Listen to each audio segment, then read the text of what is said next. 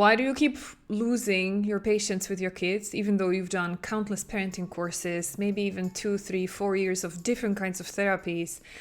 And you know better. You wake up every morning promising to yourself and to your kids, today, I'm not going to lose it. I'm not going to snap, yell, explode. I'm going to keep it together. I'm going to help them stick to the boundaries, be on time without turning into a angry monster. You keep promising that to yourself and it keeps happening anyways. And it's been months, it's been years. You're wasting your time looking for solutions. It always looks like, hopefully, this one is the one that's going to help me stay calm and help my kids listen and cooperate more without having to yell, bribe, punish, threaten. But it keeps like a vicious cycle. And it doesn't matter how much you're doing, it actually keeps getting worse because your kids are growing up. They are starting to copy your patterns. So either they are snapping and they are being aggressive and maybe they are even using rough hands. Or you can see them collapse and they are getting more anxious, they are getting less and less confident, more quiet, more withdrawn. You're getting comments from people, they are like low self-confidence. And you're like, what the heck? And the easiest answer sometimes would be that, well, it's because I'm stressed, it's because I'm overwhelmed, I have too much on my plate. Maybe you're an expatriate mom, you have a high demanding job, you just ran away from a toxic ex and now it's you and yourself, you became a solo mom. And like all the pressure is on you and you don't have a second just to breathe. But is that really all there is? And what if there was a way how you could stop this emotional madness, and how you could stay calm and grounded and focused no matter what? And actually, what if even you could do the opposite? So rather than being more and more out of control and feeling helpless and burned out and just like, oh my gosh, I'm broken. What if the more pressure you have, you could actually be even more focused, laser focused, and keeping your smart brain in that will actually help you effectively problem solve and find solution to whatever messy situation is going on? What if that was possible?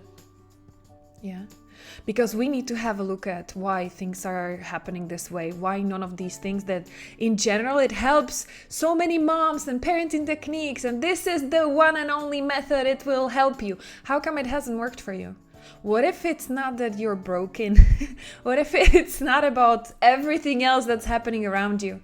Because chances are you cannot wait, like your life is not going to get easier anytime soon, right? Probably not in the next 5-10 years. You will still have a lot on your plate. You'll have to juggle so many things at the same time and you will feel like you're failing in most of them most of the days. But what if it was possible to say, screw you life, I can do it anyways. I can become the example for my kids on how to not to break under pressure, how to stay focused, how to show them unconditional love. Yes, I need to maybe correct some behavior because they are trying to push the boundaries. No joke. Especially if they're already growing older, right? For sure, yes, let's set up some boundaries, but let's correct the behavior without killing the spirit of the child. What if you could help them understand what the respectful cooperation is, while making them feel loved unconditionally so that they know their worth, they are confident and respectful kids. And you feel like you don't have to survive your life every single day, but you can actually start enjoying it. Even without anything else or anybody else around you changing. What if that was possible? Would you like to know? Let's check. This Zen Supermom Podcast episode is for. So let's have a look at it together. Yeah, you're not broken. You don't need fixing. There's just probably, maybe, let's check that. Maybe something you've been missing. Yeah, let's have a look.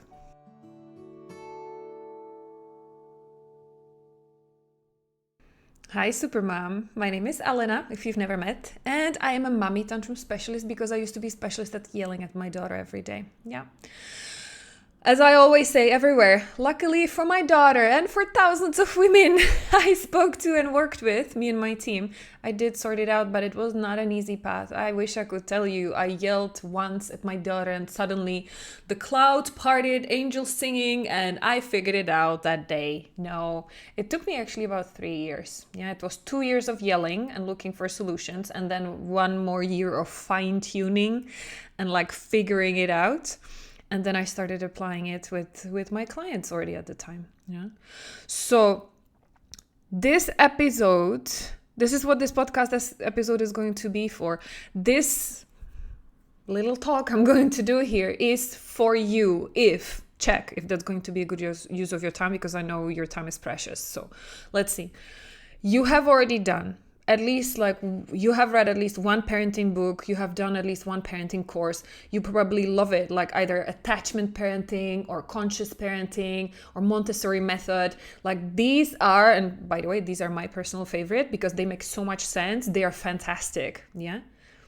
However, when you're under pressure, when you're running late, when your kids are ignoring, disrespecting you, if they're hitting you or each other, you lose it anyways. Yeah, because in that moment, it's like a rage, such intense rage, like sensation in your body, then black cloud of rage in your head. All these smart parenting techniques do poof. And you remember them only after you have yelled, only after the drama has...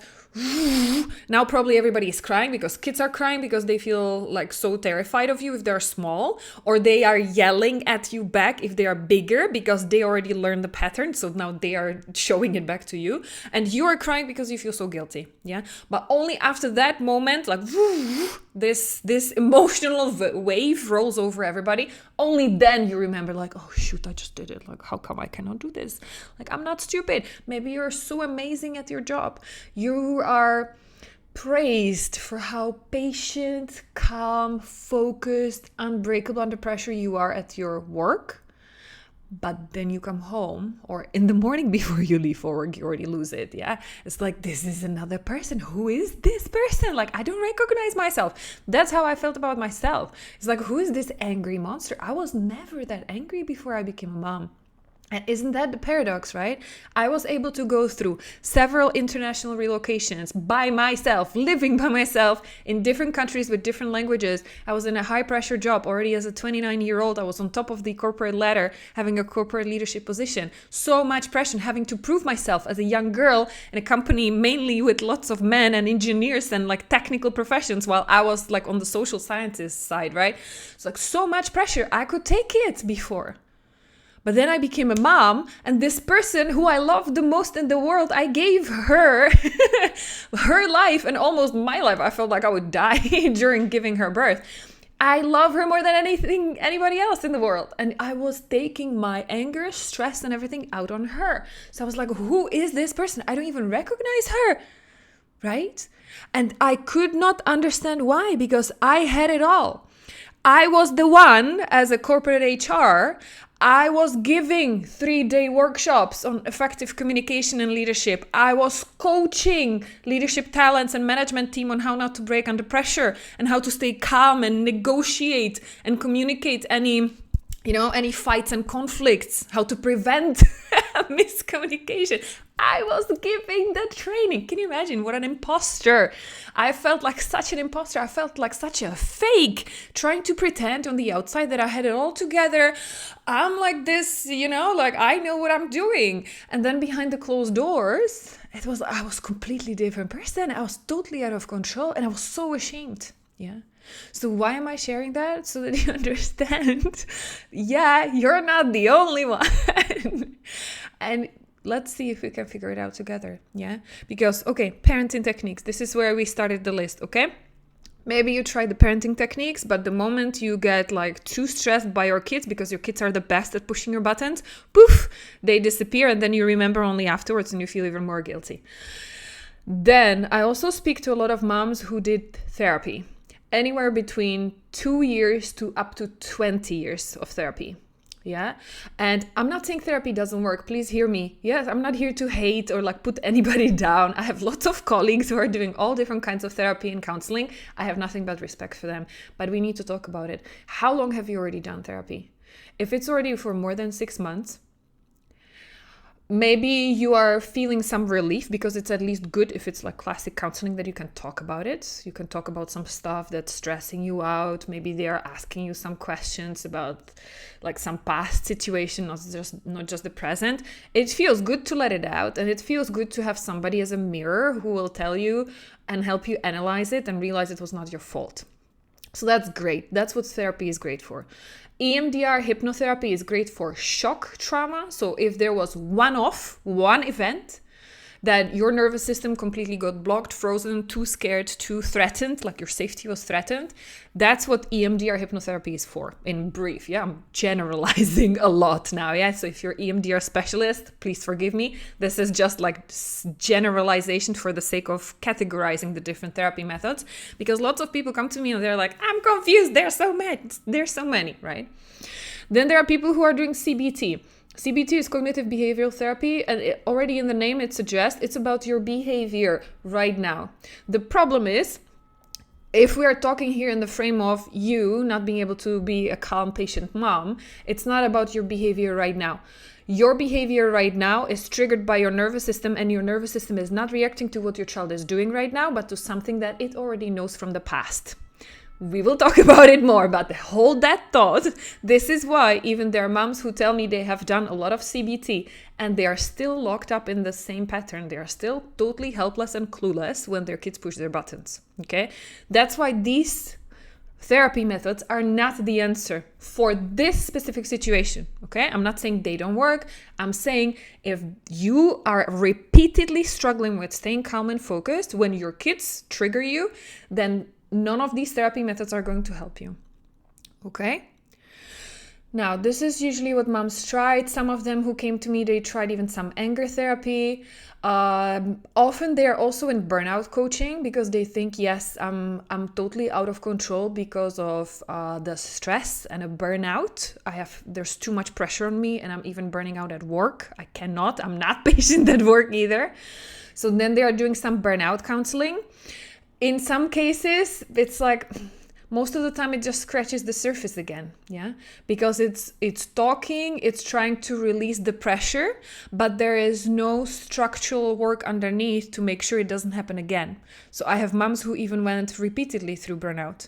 Maybe they took a 6 months leave, they did some burnout counseling, they lowered the pressure, they came back to work, started with lower volume of work, but then slowly it started ramping up again, and few months later they were again just jumped the cliff. It was all over, it was happening, yeah?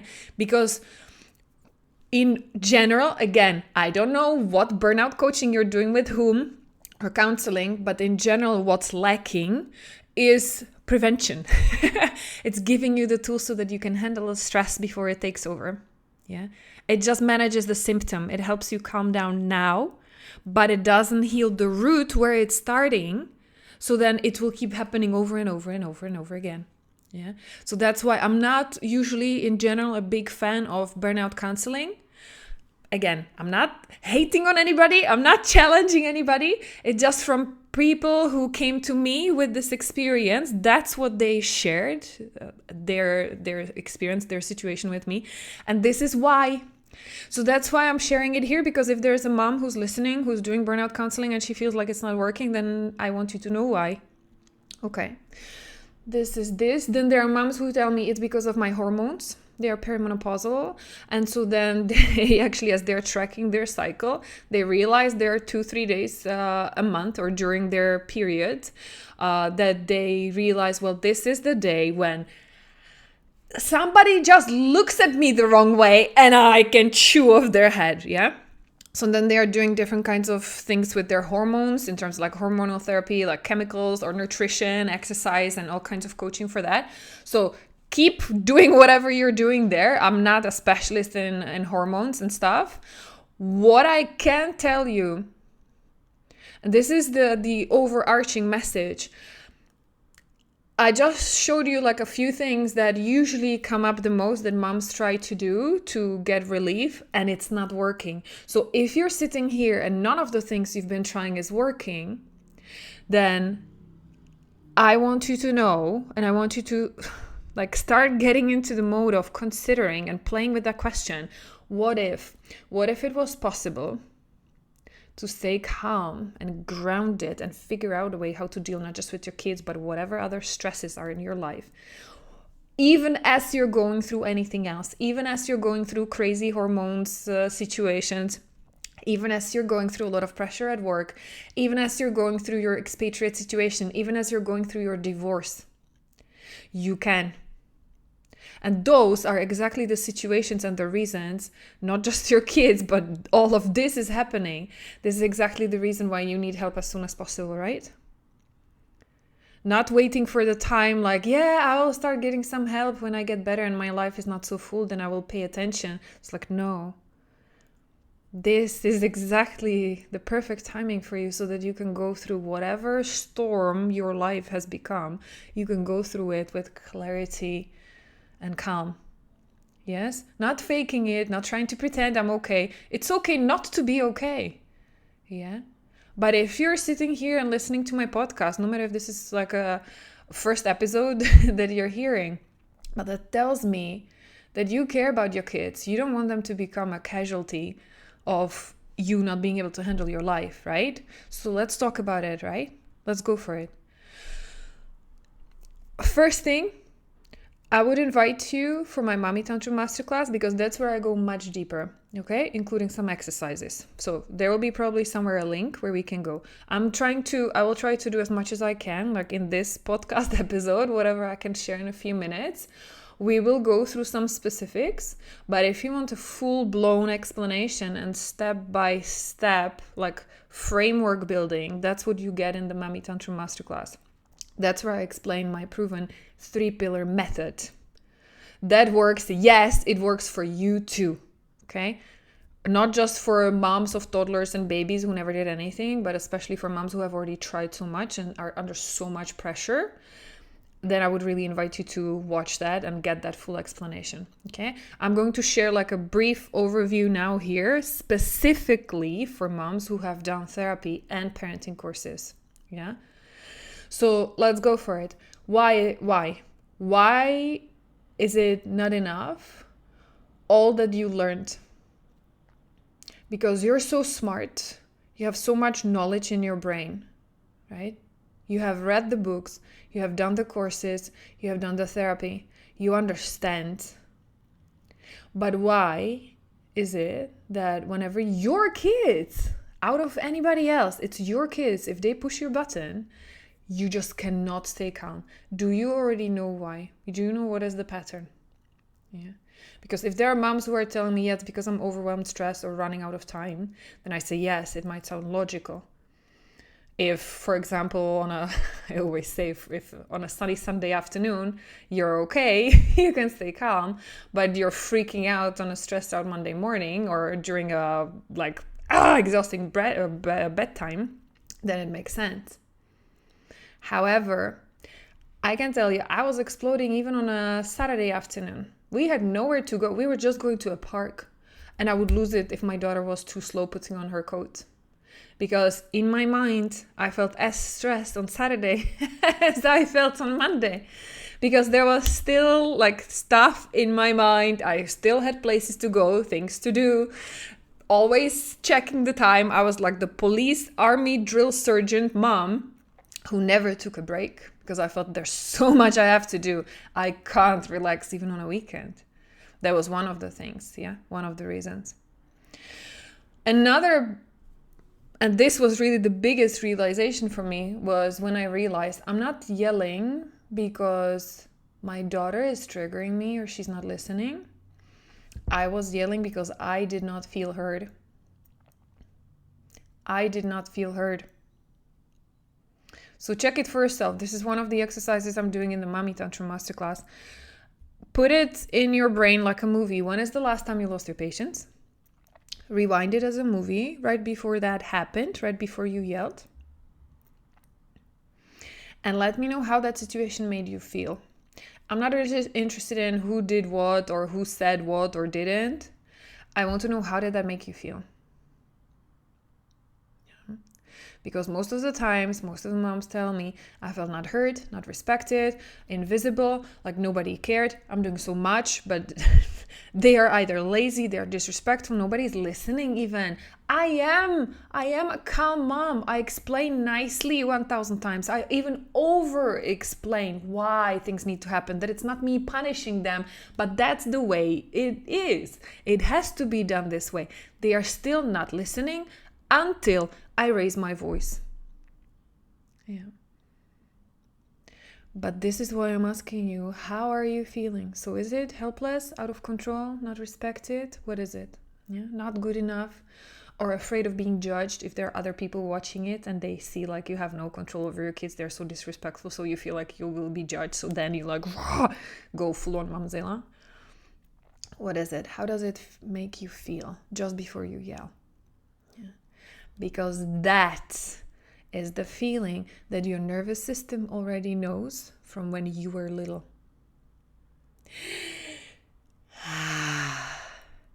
Yeah. Because if it was about just what's happening right now, you would be able to stay in your adult brain and you would be able to remember any techniques. You would be able to sort it out. Why is it that you lose control and your emotions take over? Because your nervous system already recognizes that feeling, that painful realization that you're not good enough, nobody cares, you're totally helpless, things are happening to you and you can't do anything about it. That's fight or flight, like survival response of your nervous system, and it already knows how painful it is. Because most likely you experienced it feeling this way in your childhood. Yeah. We are not talking here about disrespectful, toxic, abusive ex. We are not talking about bullying at school when you were a teenager. We are talking here about the first 3-4 years of your life. Yes. Yeah. Even if your parents never yelled at you, even if you had a happy childhood.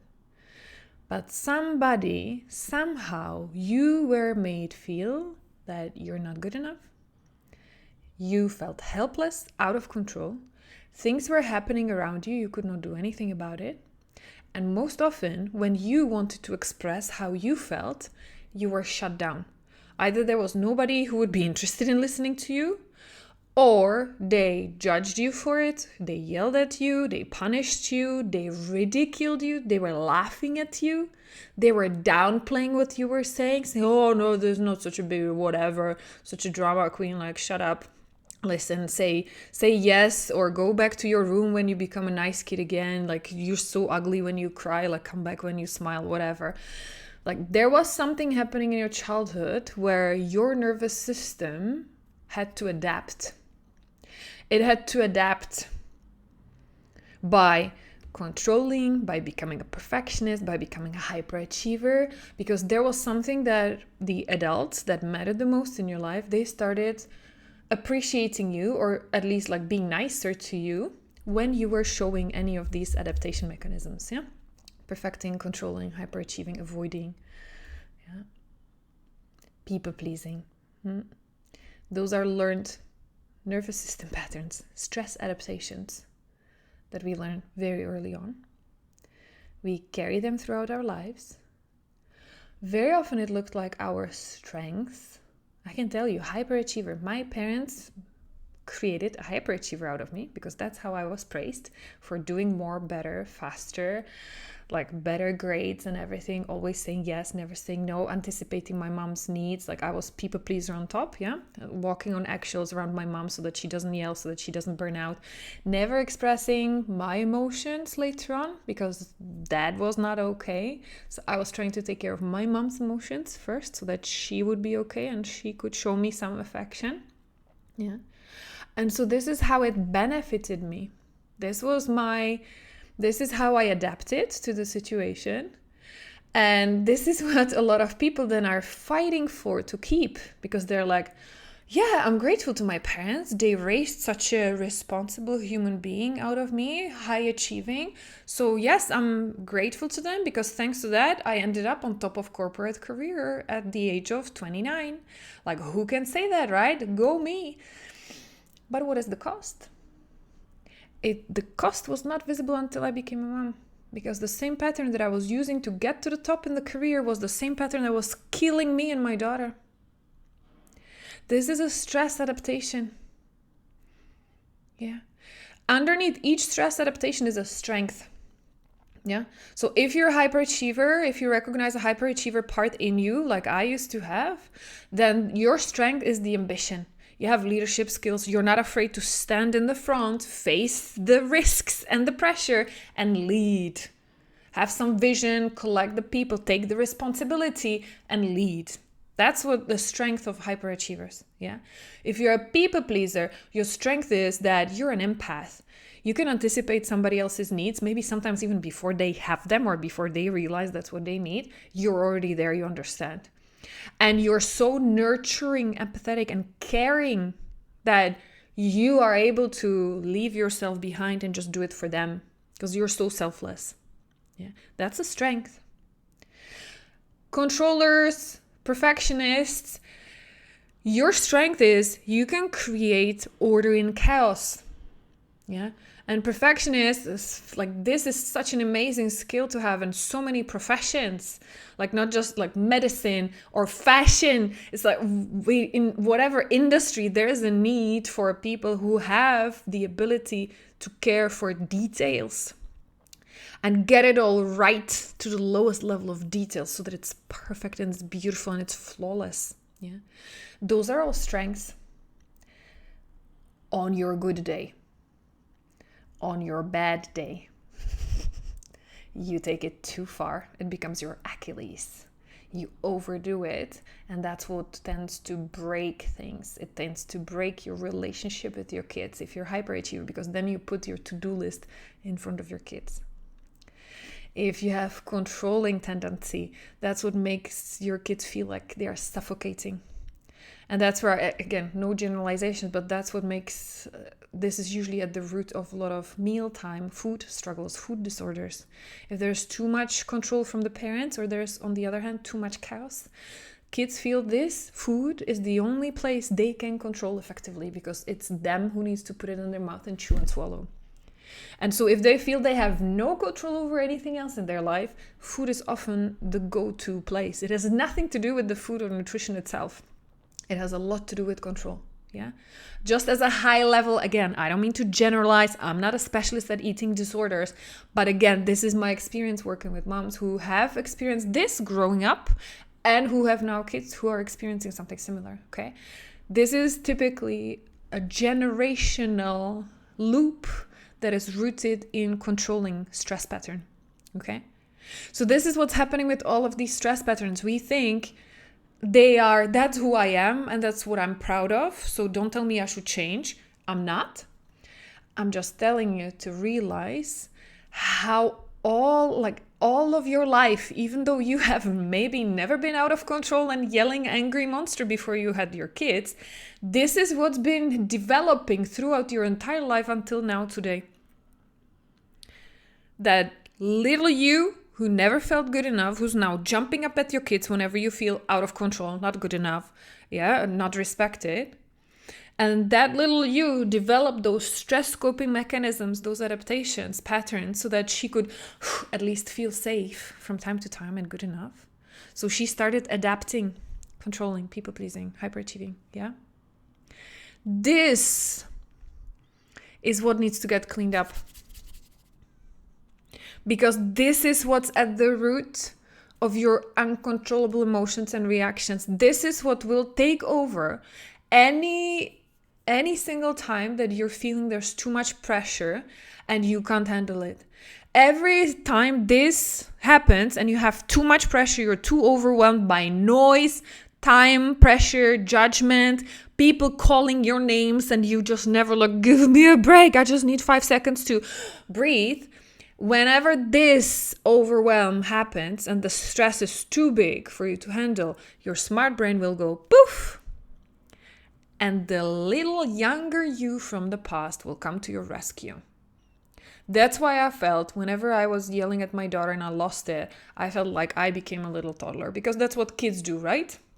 Whenever their boundaries are crossed, whenever somebody's in your face, whenever people are doing things you hate, whenever you cannot get what you want, the only way a little kid has how to protect themselves and their boundaries and how to express themselves when they don't feel heard, what is the fastest way? Kids start yelling, right? And kicking around. That's why I call it mommy tantrums, because you are having a tantrum in that moment yourself. You become a little kid.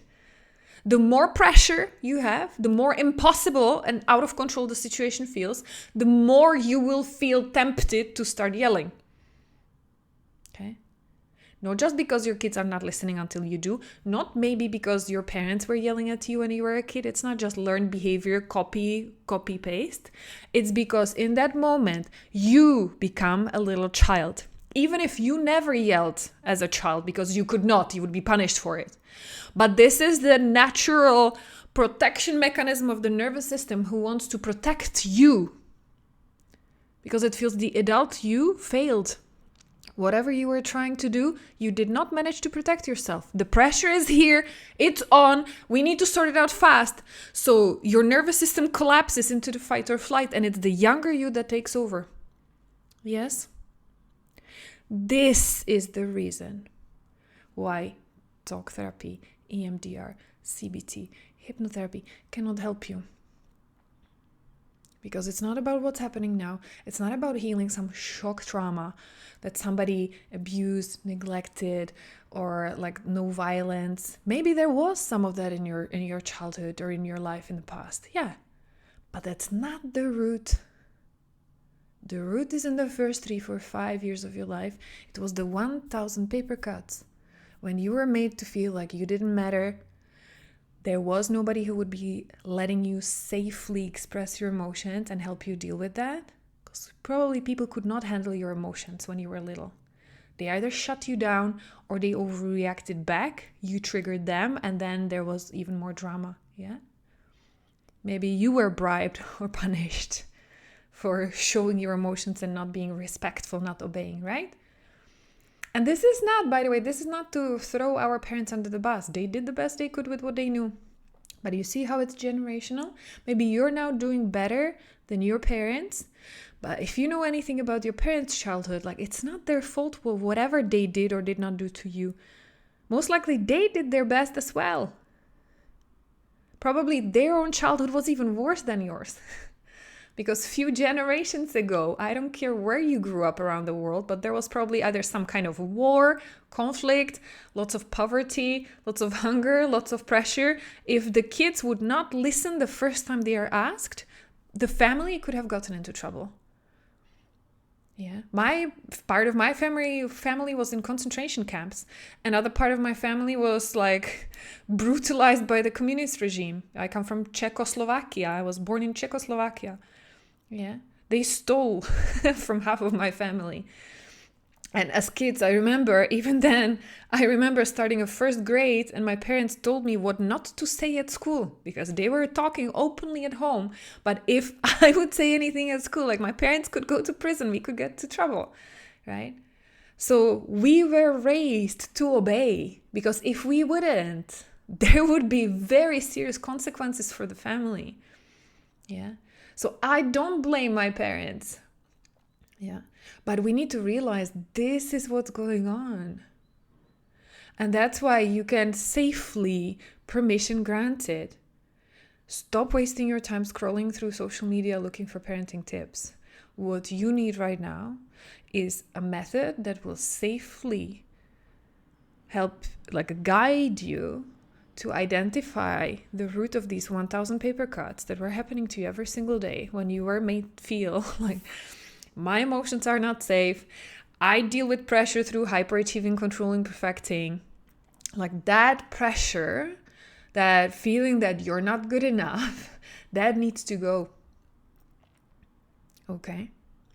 So you need safe guidance to get to the root, where it all started. Doing it quickly, without more years of therapy, because your kids are growing up in the meantime. You do not have years of time to do some special kind of therapy. You need something that works fast, something that is safe so that it doesn't re-traumatize you, because the point is not to paint your entire childhood and your parents as black, like, oh, no, I had a happy childhood. So we are not here to paint, like to magnify everything what everybody ever said to you and come up with this big pile of painful poop.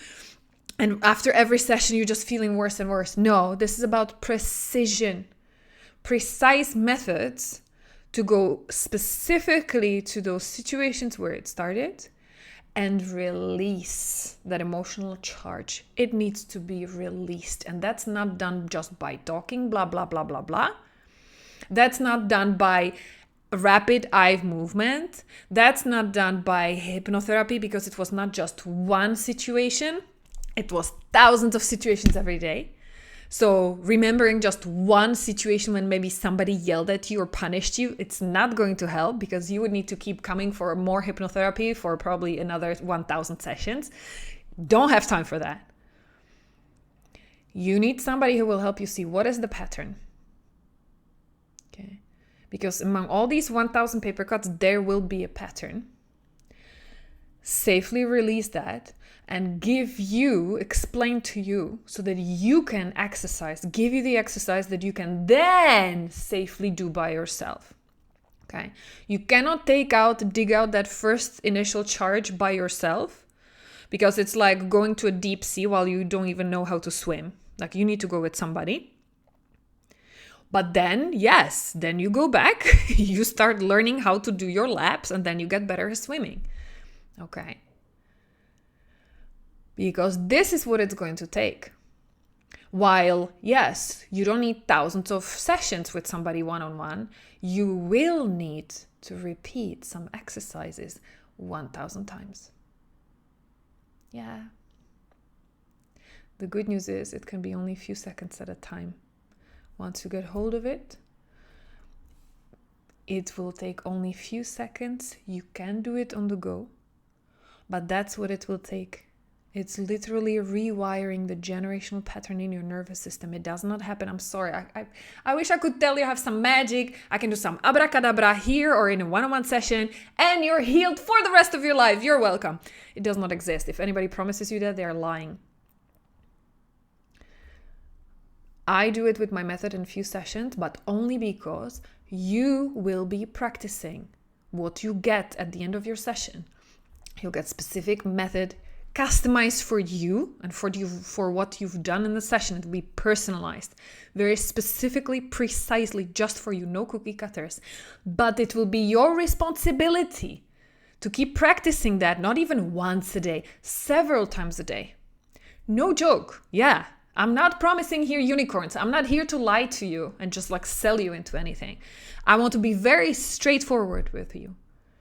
But what I can tell you, people who do that, people who start practicing because we give them like this specialized, like just for you, you know how it is going to work because you have felt it already in the session. You will be feeling it already in the first 3, 4, 5 days after your session. You will slowly start feeling that emotional charge is like, it's getting easier and easier to breathe. You can start creating bigger and bigger space before you get stressed and you would normally overreact. You can start creating a little bit of space in between that where you still have your adult brain on before that little you takes over. And so within a few days, you're already feeling like, holy moly, yes, I'm feeling it. Yes. Doesn't take months, doesn't take years. Your kids don't have so much time. This is the only way, this is the fastest way, and this is the safest way how to start healing those 1,000 paper cuts. Yeah. So this is what my message is to all the moms who feel so frustrated, so broken because you've done so much and nothing worked. Because I would love for you to, step number 1, watch that Mommy Tantrum Masterclass so that you get more details because there's a little bit more to the method, to the framework. Then send me all your questions you have. There's a chat in the masterclass where you can ask me your questions or tell me what you think. I want you to let me know exactly what is it that you have already done. So how many years of therapy? What kind of therapy? What else do you have? Yeah. What other constraints? Yeah. I can tell you, this is very important. I'm happy I just remember that. I want to hear from you specifically if you have had some brain injury, like physical trauma in your head. Yes, you were like cracked skull, whatever, you were in coma for any period of time. Yeah. So then let me know for sure what is specifically is going on. If you have any psychiatric diagnoses, if you're on any psychiatric medication, you have like you need to keep going for your evaluations, for your monitoring. Let me know what is it. What is your diagnosis? What is your struggle? Let me know if you're currently using any hard drugs. Like we had a woman on crystal meth, and that was difficult because then the brain is in a mush. Yeah. So I need to know if you're using any drugs that turn your brain into like you stop any cognitive function. Basically, you stop thinking. Yeah. So then I need to know this.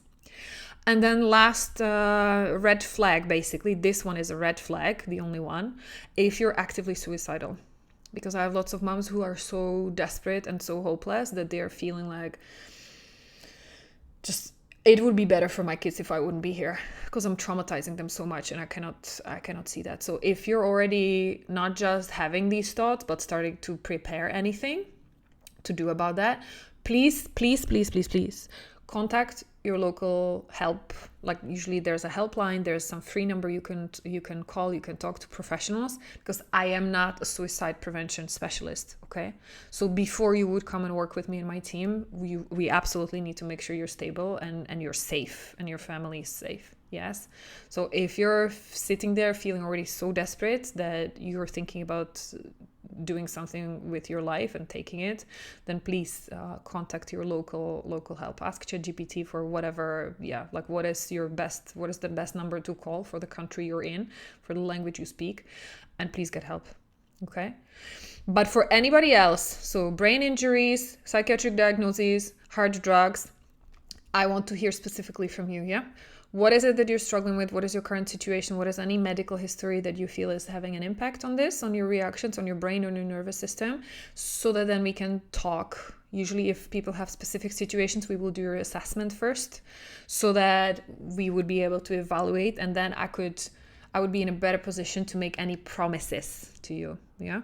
Because while in general, we help moms feel the difference within the first 2-3 weeks, I would like to know if there are any specifics of this kind that I just mentioned, because then the timeline might look different. But yes, we can help you too in general. Okay. The most important thing is your commitment. You understanding this is not like you're not a helpless victim anymore, coming to sessions once a week and just help me, do something with me, ask me some questions, and then I'll be okay. And then for the rest of the week, you're like, okay, business as usual. You forget about what happened. No. It's your responsibility. And usually the people who commit and who are doing their exercises, no matter what, few times a day, 30 seconds at a time, no matter what, they have the fastest results. Yeah. That's why I wanted to do this episode for you. Because you are the mom that I love working with the most. Yeah. Because this is usually where we see the biggest changes. The bigger your pain right now, the bigger the opportunity for a total turnaround. And those are usually the most inspiring stories. And if you then go anywhere where my podcast is hosted, on YouTube or any like audio platform, you will see it. We have more than 30 podcast episodes with past clients, and they have had it all. We had clients with bipolar disorder, clients with crazy hormones, client whose husband died unexpectedly, ugly, nasty divorces and super abusive exes. Like there was so much going on. We had mom with 8 kids, right? Like, and they all turned it around. They all went from like, I cannot stand my life and my kids are not making it any easier, so I'm taking it out on them, to perfectly imperfect Zen Supermoms. Like, how amazing would it be if you could stay grounded no matter what? Maybe, yes, my child, whatever you're doing right now, not okay. This is the natural consequence. And by the way, I still love you. I love you too much to let you behave this way. With calm energy. Not as take it as a personal attack. No. It's like, yep, I get it. I don't like waking up on Monday morning either. But let's go. Yeah.